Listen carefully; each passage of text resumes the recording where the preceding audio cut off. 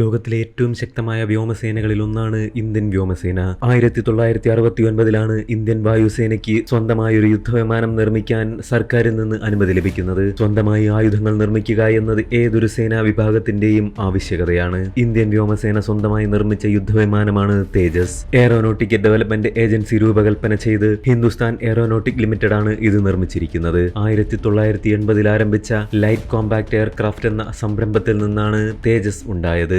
Light compact എയർക്രാഫ്റ്റിന് തേജസ് എന്ന നാമം നൽകിയത് മുൻ പ്രധാനമന്ത്രിയായിരുന്ന അടൽ ബിഹാരി വാജ്പേയി ആണ്. റഷ്യയുടെ MiG-21 പകരക്കാരനായാണ് തേജസ് വ്യോമസേനയിലേക്ക് എത്തുന്നത്.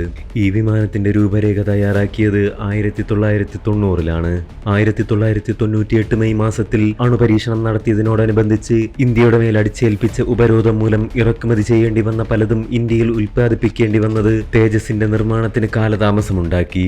ഈ പ്രശ്നങ്ങളെല്ലാം തരണം ചെയ്ത് ഇന്ത്യയുടെ തേജസ് ആദ്യമായി പറന്നുയർന്നത് 2021 ജനുവരി 4 124 തേജസ് യുദ്ധവിമാനങ്ങളാണ് ഇന്ത്യൻ വ്യോമസേന ആവശ്യപ്പെട്ടിരിക്കുന്നത്. ഒറ്റ എഞ്ചിനുള്ള സൂപ്പർസോണിക് വിമാനമായ തേജസിന്റെ രൂപകൽപ്പന ചെയ്തത് ബംഗളൂരുവിലെ എയറോനോട്ടിക്കൽ ഡെവലപ്മെന്റ് ഏജൻസിയാണ്. ഏത് പ്രതികൂല സാഹചര്യത്തിലും തേജസിന് 900 മുതൽ 1000 കിലോമീറ്റർ വരെ വേഗത്തിൽ പറന്ന് ആയുധങ്ങൾ വർഷിക്കാൻ കഴിയും. എയർ ടു സർഫസ് മിസൈലുകൾ തൊടുത്തുവിടാനുള്ള കഴിവ് തേജസിനുണ്ട്.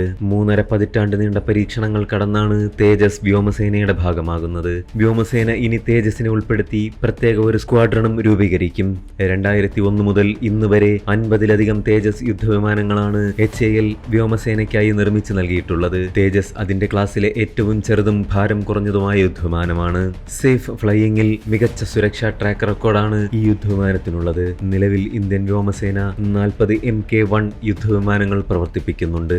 468 കോടി രൂപയുടെ കരാറിൽ 83 തേജസ് യുദ്ധവിമാനങ്ങളാണ് ഓർഡർ ചെയ്തിരിക്കുന്നത്.